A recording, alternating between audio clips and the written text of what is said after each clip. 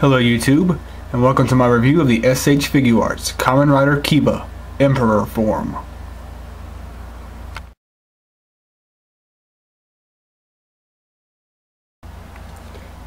The head can be rotated 360 degrees. It cannot look up all that much, that's about as far as it can go, but it does look down a little bit, and it does go side to side. The compound eyes are very nice, however there is a little break in the compound effect where the clear red hits the helmet itself.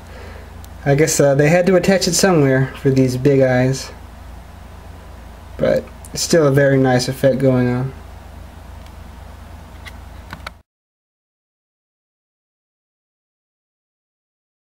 For his torso, he has a ball joint here and here, so he can bend a little bit, go side to side ever so slightly.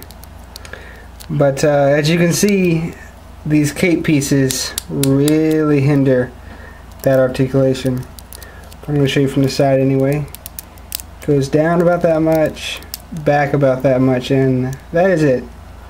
Now if this cape piece wasn't here, you would get a lot more.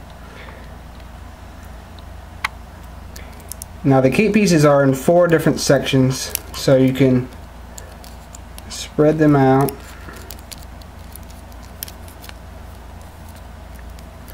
There we go. So they get about that far spread out.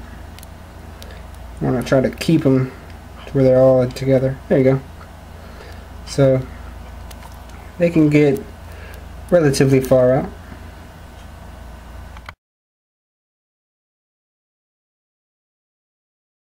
His arms can rotate 360 degrees. You just have to kind of maneuver them around his cape here.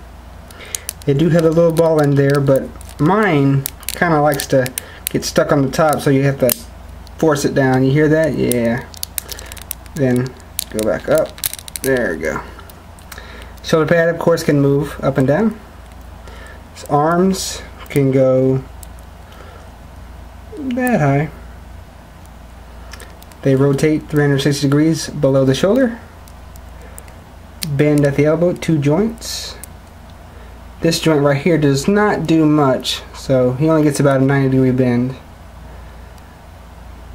Of course, the hand can be rotated 360 degrees, and it can swivel back and forth depending on where you have that joint. And since this arm has the touch slot, he can be taken off. Oh no, he's reverting back to normal Kiva. Hurry, put it back on. There we go. So you can get him into all of his wake up poses.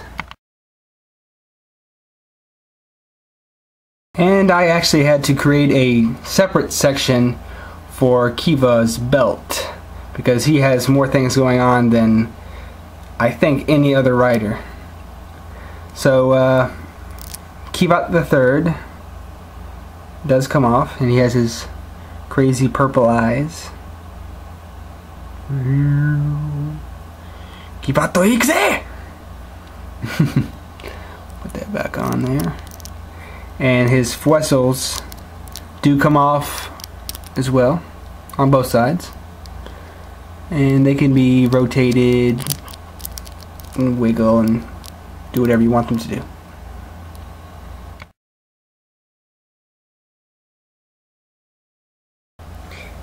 He has the type 1 hips, which are the ball joint on a hinge, so they can be brought down for the wider kicks.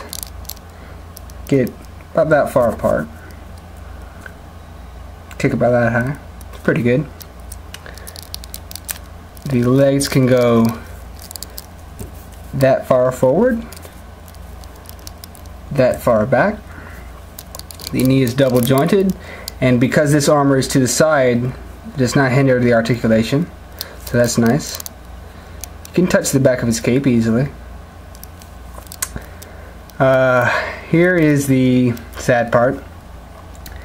The suit of armor that is Kiva Emperor does not have metal feet.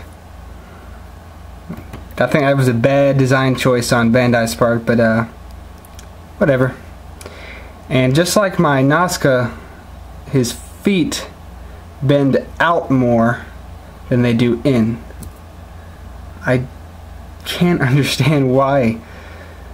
But anyway, the foot has problems rotating 360 degrees just because of the design of this right here. It does go down on the sides, but it does rotate as far as any human foot could. And as always, the foot is on a hinge.